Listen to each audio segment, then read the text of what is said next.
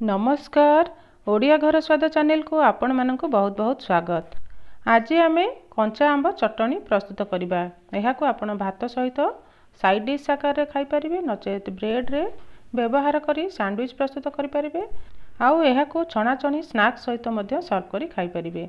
आशा करुच्ची आज रेसिपीटी आपण मानक निश्चय पसंद आसो। तेबे चलतु डेरी नक आरंभ करवा आज रेसिपी। मुझे गोटे मीडियम साइज कंचा आंब नहीं आंबर चोपा को छड़ाई नहीं परिष्कार कर धोई नेबा और यहपरी छोट छोट क्यूब रे काटी नेबा। एबे आंब को गोटे ग्राइंडिंग जार को ओजाड़ी नेबा। यह सहित अल्प धनिया पत्र को यहपरी चॉप कर नहीं ऐड कर नेबा। स्वाद अनुसार यह सहित अल्प गुड़ ऐड कर नेबा। मु एठी पाखापाखि 3 ରୁ 4 चामच गुड़र व्यवहार करिछि। आपण गुड़ जगार चीनी मध्य ऐड करि परिबे। एबे यह सहित अल्प नड़िया खंड ऐड कर नेबा। आउ छोट खंड अदा और 4-5 कला रसुण ऐड कर नेबा। गोटे कंचा लंका ऐड कर नेबा। मु एठी गोटे कंचा लंकार व्यवहार करिछि। आपण स्वाद हिसाब रे कंचा लंकार मात्रा को कम बेसी करि परिबे। एबे यह सहित स्वाद अनुसार लूण ऐड कर नेबा।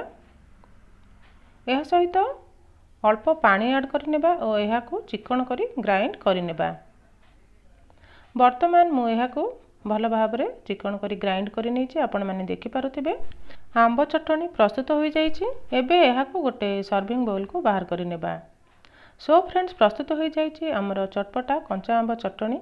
आपण यही रेसिपी को यही प्रोसेस रे घरे थरे निश्चय ट्राई करंतु। आउ आपनकर अनुभूति कमेंट सेक्शन रे निश्चय शेयर करंतु।